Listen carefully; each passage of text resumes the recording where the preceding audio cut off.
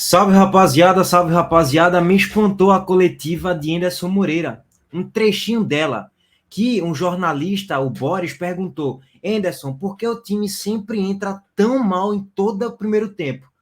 Aí ele dá a resposta lá e tal, e chega um momento que ele fala: se eu pudesse eu enviaria um ofício para a CBF para que não houvesse primeiro tempo, só tivesse segundo tempo para que a gente pudesse vencer os jogos. Aí ele começa a falar: olha, quando eu jogava a bola, às vezes eu fazia certo, dava errado, as coisas, quando eu fazia errado, dava certo. Cara, simplesmente. Aí ele falou: não sei responder direito isso. Henderson, reflita.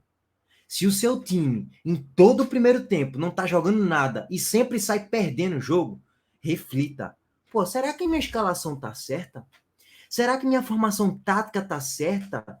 Porque ele estava atribuindo coisa, gente, ao destino, ao acaso, é a aleatoriedade, é a sorte, é o azar. Não, meu amigo, é competência de escalar os jogadores corretos nas posições certas. Acabou!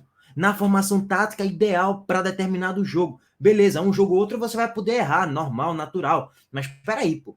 O Sport vem na batida há aproximadamente 1 mês e meio, 2 meses, jogo segunda, jogo na outra segunda. Jogo sábado, jogo no outro sábado. O Sport sempre tem um intervalo de, no mínimo, 7 dias para treinar.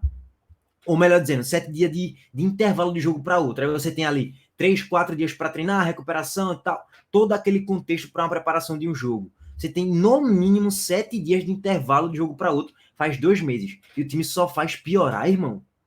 E tu continua escalando errado? E o time continua tomando gols no início do jogo, continua sendo dominado em todo o primeiro tempo, irmão, não atribua coisas ao acaso, isso é um absurdo, pô. O torcedor vai falar: pô, meu treinador tá atribuindo coisas ao azar, ao acaso. Beleza, tem um ou outro jogo que você pode atribuir. Porra, a bola pegou no joelho do cara, entrou na barra, gol dos caras, com 5 minutos acontece. Beleza, é o acaso, mas todo jogo tá assim? Não é normal, irmão. Só para pegar aqui o contexto para vocês, da tabela do Sport no recorte aí dos últimos 2 meses, só para ilustrar isso que eu estou dizendo, ó, a gente pegando o Sport aí nas últimas partidas, ontem, uma vergonha ao primeiro tempo. O Sport foi humilhado, dominado pela Chapecoense. Tomou vareio de bola de Giovanni Pavani. Contra o Juventude é um jogo atípico, não dá nem muito para avaliar, mas o Sport foi até melhor do que o Juventude. Beleza, contra a Ponte, humilhação. O Sport foi humilhado contra a Ponte Preta. Contra o Avaí, tomou 3-0 em 35 minutos. Contra o Avaí, mesma coisa, tomou gols com segundos de jogo. Então, assim, porque Henderson escala mal a equipe, gente. E a gente já destrinchou aqui em vários vídeos e lives as escalações que ele vem cometendo atrocidades. Contra o ABC é um time sem imposição nenhuma. Contra o Botafogo de São Paulo, horrível. Contra o Ituano, horrível. Contra o Guarani, horrível. Contra a Tombense, horrível. Peraí, pô. E vocês estão vendo aqui, pega aí, dia 11, dia 18, dia 25, dia 3, do outro mês já, dia 9, dia 15. Sempre é isso. É no mínimo 7 dias de intervalo para treinar e trabalhar a equipe. No mínimo, tá? Mas enfim, vou deixar um trechão aí para vocês da coletiva. Comenta aí se vocês concordam ou não em relação a essa situação. Daqui a pouco a gente volta aqui para trazer também a situação de Edson Negueba, que pode jogar a próxima partida contra o Ceará, sim, tá? Houve a especulação que ele não poderia jogar, mas ele vai poder jogar sim. Boa noite, professor. Boa noite. Em relação ao primeiro tempo, contra a Ponte Preta, 3-1 Ponte Preta. Contra a Chapecoense, também muito mal o time do Sport. O senhor já está há quase um ano comandando o time do Sport, o mesmo elenco. A que o senhor atribui esse rendimento de início de jogo? É um time que o senhor pensa uma coisa na escalação e não corresponde? Eu queria que o senhor pudesse explicar para o torcedor, porque o torcedor realmente ele apoiou a partir do segundo tempo, não no primeiro tempo, que ele sentiu e vaiou muito o time. Se eu pudesse, eu faria uma representação na CBF e pediria para não ter primeiro tempo. Nós vamos ter só o segundo tempo. Pode ser, né? Pode. Eu gostaria de fazer isso, né?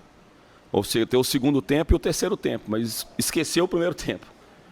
Gente... O senhor concorda que o primeiro tempo... Eu acabei de falar isso, eu acabei de falar isso, você viu? Não sei se é irônico. Mas, não, eu tô falando de uma maneira muito tranquila. Você fez sua constatação e ainda faz uma crítica, e eu acho que é pertinente, mas isso já foi falado anteriormente. Você falar que eu ponho o time propositalmente, né, mal, para poder jogar. Então, assim, você quer que eu dê respostas. Tem coisa no futebol que não tem resposta, gente. A preparação nossa foi mais adequada, a gente fez tudo que tinha que fazer, testou, treinamos muito bem a semana, né, Jorge? Bons treinos, nos passou uma confiança que tudo ia dar certo. Só que nós temos uma coisa que a gente não controla, que é o quê? O adversário. O adversário, às vezes, ele vai fazer uma coisa diferente. A gente sabia que se a gente não tivesse a bola, seria muito complicado, porque os dois jogadores de frente nossos, eles não são jogadores tão marcadores. A gente estava sem o Jorginho, que é um jogador que dá muito equilíbrio para o time. Então, assim, a gente pensou numa forma, essa forma não deu certo. Como eu falo assim, a gente tenta acertar sempre, mas nem sempre a gente acerta. Agora, a gente tem que ter capacidade de enxergar um pouquinho, que eu acho que é uma coisa também que às vezes a gente precisa falar, que a gente enxergar o jogo, fazer as modificações que foram feitas contra a Ponte, contra a Chapecoense, contra a Juventude e outros tantos jogos que a gente conseguiu reajustar e buscar o resultado, entendeu? Então, que eu falo assim, a gente não... E eu não estou sendo irônico, mas se eu pudesse, de acordo com isso, tudo que está acontecendo, se eu pudesse tirar o primeiro tempo, eu tiraria, porque se for pegar só o segundo tempo, eu acho que a gente ganha quase... Seriam quantas vitórias no segundo tempo, assim, não sei. Seria pelo menos mais umas 3 aí, entendeu? Mas o jogo tem 90 minutos, às vezes a gente vai jogar muito bem o primeiro tempo, não vai jogar tão bem o segundo. Então, assim, às vezes a gente consegue fazer o gol no finalzinho, como a gente tem feito, que é uma coisa que a gente tem que enaltecer, que é um time que não desiste, um time que batalha, como foi contra o Juventude, como foi contra a Ponte. Eu, sinceramente, assim, com a maior humildade do mundo, eu não tenho essa resposta. O que eu posso falar para vocês é que a gente faz tudo, mobiliza do jeito que tem que mobilizar, a gente se prepara, os treinamentos nos dão um indicativo muito positivo, mas o adversário a gente não controla, e aí ele pode ter uma postura diferente, ele pode fazer alguma coisa, por mais que a gente estude e tudo, mas o jogo é feito, assim, ninguém é capaz de poder prever tudo que vai acontecer no jogo. Bom, rapaziada, agora trazendo a informação de Edson Negueba, o Carlos Miguel, jornalista, trouxe a seguinte informação, tá? No Twitter tá aí a postagem. Vamos lá. O atacante Edson Negueba vai poder atuar normalmente pelo Sport diante do Ceará na sexta-feira. Ele tem um pré-contrato assinado com o Vozão, mas isso nada impede que ele seja escalado, caso seja a opção de Anderson Moreira, claro. E de fato, faz todo sentido isso aqui. Edson Negueba ainda não é jogador do Ceará. Ele não está no Ceará emprestado ao Sport, não, gente. É bom deixar isso bem claro. E eu já falei isso aqui há 2 meses, quando ele foi contratado. Edson Negueba não pertence ao Ceará e está emprestado ao Sport. Não. Ele tem um pré-contrato com o Ceará. Terminou a temporada, ele vai para o Ceará. Mas não tem nada de, ele já é jogador do Ceará. Ele é, mas só no ano que vem. Por enquanto, ele é jogador do Sport, lógico, até o final aí dessa Série B, tá, rapaziada? Então, Negueba vai poder jogar. E aí tem a situação de Sabino e Everton, tá? Médicos do Sport vão avaliar a situação de Sabino e Everton, que saíram com entorse no tornozelo. E Rosales, que voltou da lesão da seleção venezuelana com desgaste físico. Lembrando que Filipinho tomou o 3º cartão amarelo e está fora do próximo jogo. Então, podemos ter desfalques de Sabino, Everton, também vai ter um desfalque certo, que é o de Filipinho, e Rosales é uma dúvida, mas provavelmente Rosales aí com a questão do desgaste físico, creio eu que o jogo só vai acontecer na sexta-feira contra o Ceará, já tende a voltar. Nem que seja para compor um banco de reserva, mas talvez já volte até para titularidade. Acho que Rosales volta para titularidade. Na zaga, acho que vai ser Rafael Thierry e Chico. Na lateral esquerda, cara, quem tem hoje para substituir Filipinho é Natan, que nunca jogou. Vai jogar numa fogueirinha contra o Ceará. Mesmo o Ceará com a tiriça, não querendo mais nada com o campeonato, tem até jogos que o Ceará cria bastante ali, mas na maioria é um time improdutivo, basta marcar minimamente bem que consegue anular quase que toda a jogada ofensiva do Ceará.